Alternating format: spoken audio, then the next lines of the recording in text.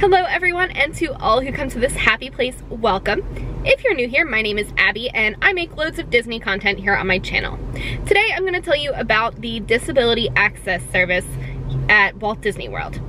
The Disability Access Service is something that Disney uses to make the parks more accessible to those with special needs or disabilities or things that make it really hard to enjoy Walt Disney World.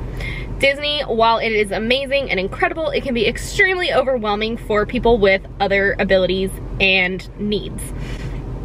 So one of the things that Disney has done is implement systems that can help make it a little more enjoyable for them. As you've probably seen on Facebook videos that go viral and everything, Disney is committed to providing a magical experience for everyone regardless of any disabilities or special needs that they may have. With these special needs come different ways of accommodating and meeting those needs for those guests. So Disney has implemented many different things, but today I'm going to tell you about the Disability Access Service. So the Disability Access Service is basically a return time system that certain people can use to make the parks more accessible and enjoyable for their family. I'm going to try to make this as clear as possible by answering some of the bigger questions.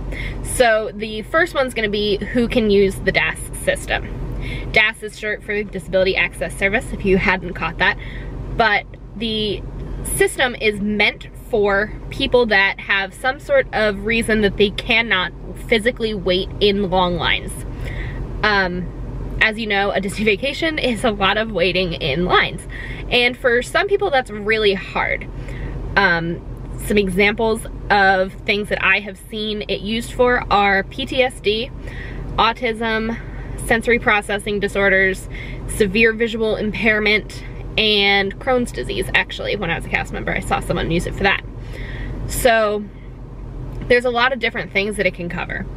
It's important to keep in mind that the DAS system is not for mobility-based disabilities.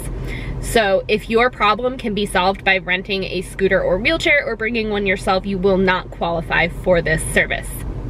If you do believe that you meet the qualifications for this service, you will have to go to guest relations on your first park day and get set up. So in order to get set up, you will need the person who needs the accommodation. You will need the magic bands for everyone in your party. Keep in mind that it's only good for the person with the disability plus 5 guests. So if you have a party of 12, you will not be able to all use this service. But you'll need the magic bands for everyone, and you'll get in line. And when you go up, you'll say that you're interested in learning more about the Disability Access Service and getting set up. And the cast member will then ask you about the accommodations that you believe you need. They will not ask you for your diagnosis or any medical proof, like a letter from a doctor. They cannot, under the American Disabilities Act, they cannot ask you for that information. However, they can ask you why you believe you need the accommodations, and you might share some symptoms or, you know, reasons that you believe that this would help you. Keep in mind that the guest relations cast member can deny you from using the Disability Access Service. In that case, they would refer you to maybe another service like scooter or wheelchair rental or some other way to accommodate you. But this service is not for everyone, and you can be turned away. I want to make that super, super clear. If the cast member decides that it is necessary for you to utilize Disability Access Service, they will take a picture of the guest that needs the service. If it's your child and you don't feel comfortable with their picture being taken, they will take the parent's picture. But they do this so that no one can sell their Disability Access Service, and I'll get into that more in a little bit. But it's just a kind of safety net for them.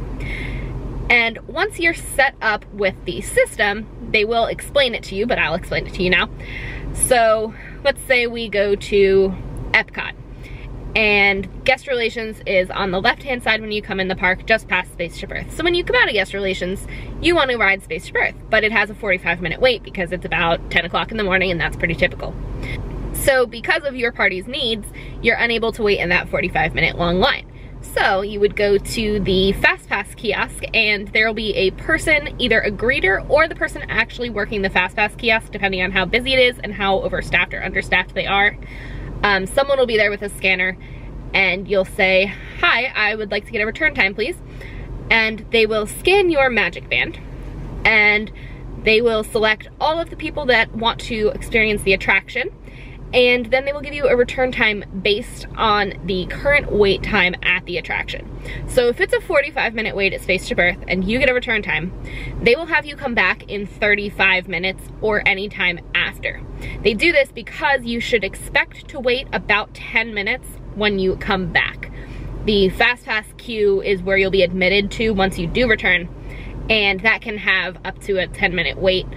At some of the bigger rides, like Flights of Passage, you might wait closer to 20 or 30, just depending on, you know, what's going on. So after you get your return time, you are free to go anywhere that you want. You can come back anytime after that return time. So if the return time is, let's say, 10:35, and you end up not coming back till 1 o'clock, that's fine. They want to make it super flexible so that your party's needs can be met. So if someone has a meltdown, for instance, and you need to go back to the resort and rest, that's totally fine. You have the flexibility to come back whenever. While you are waiting, you can do basically anything that you want to do. So a lot of times you can go shopping at a shop nearby, you can grab some lunch, you can watch a show, or find a ride with no wait and experience that attraction. It's important to know that you can only be in line for one ride at a time, because it is, you're waiting in line, you're just not doing it in the queue. So you can't go to another attraction and get another return time. If you were to do that, it would cancel your original one. So once the amount of time has passed and it's time to use your return time, the main guest, the one whose magic band it is, the one with the disability, must scan first at the Fast Pass stanchions. Mickey will turn blue, which is usually bad, but in this case, the cast member just has to look over from their podium and verify that the picture matches the guest that scanned their band. As long as, you know, it matches, or mom is right there with her picture on the thing, then they will click grant access, and then the rest of the party can scan their bands, and it'll turn green for them automatically. Theirs will turn blue if the guest with the DAS did not scan in first. As I mentioned before, you will go into the Fast Pass queue and wait in the Fast Pass queue just like everyone else. You will not be admitted to the front of the line, you will just go through Fast Pass. Once you exit that attraction, you can go get a return time for another ride. You can do it for some shows. Anything that has a Fast Pass can be used for DAS. And occasionally, if there isn't a Fast Pass queue, it can still be used. You need to ask the nearest cast member.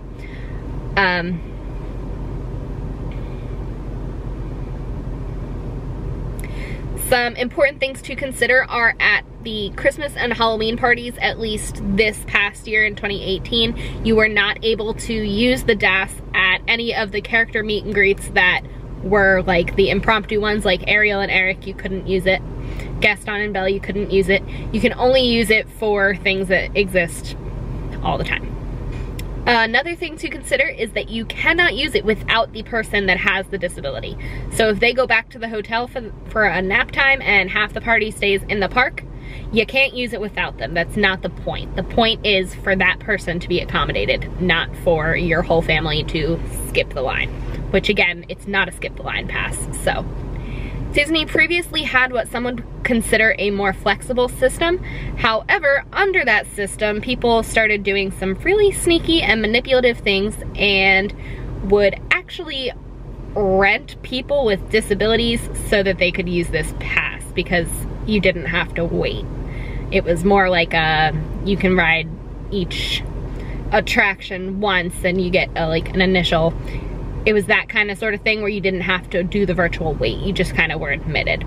And people were renting people with disabilities, or they were also bringing disabled family members and leaving them outside the attraction and going without them. True story. But the system that exists now is supposed to prevent any of that from happening. So with that in mind, I would hope that no one watching my videos has malicious intents and would fake a disability in order to gain access to this service. However, if you are thinking about doing that, please keep in mind this service was invented for a reason, and Disney had to crack down on the old system because of people with those intents. And if they have to crack down much more, the parks will become a lot more inaccessible for families that do really need this service. So keep that in mind if you are thinking about doing anything that Walt would roll over in his grave for. The other two things to keep in mind is that this service can be used in conjunction with the FastPass system, and you can not arrange it ahead of time. So you have to go to guest relations and you have to have a conversation with them about your needs. Once you do set it up, it is valid for the length of stay. If you're an annual pass holder, it is good for 60 days. So you won't have to wait in that guest relations line any longer than the first time you wait. I know that I, for one, am very grateful to Disney for making these accommodations for the families that need them. If your family is one that needs it, I encourage you to take advantage of it. Just because you have it doesn't mean you need to use it the whole time. You can use it as your needs change throughout the day. It's just a really great way to make the parks more accessible for everyone. If you have any more questions about the disability access service that I did not answer, please leave them in the comments down below and I will do my best to answer it. I have used this service as both a guest and helped guests in the parks as a cast member with this service. So I kind of know the ins and outs of the system. If you found this video helpful, please go ahead and give it a thumbs up to let me know you like this kind of content, and make sure you subscribe to my channel so you don't miss any future videos. And with that, have a magical day, and I will talk to you guys later. Bye!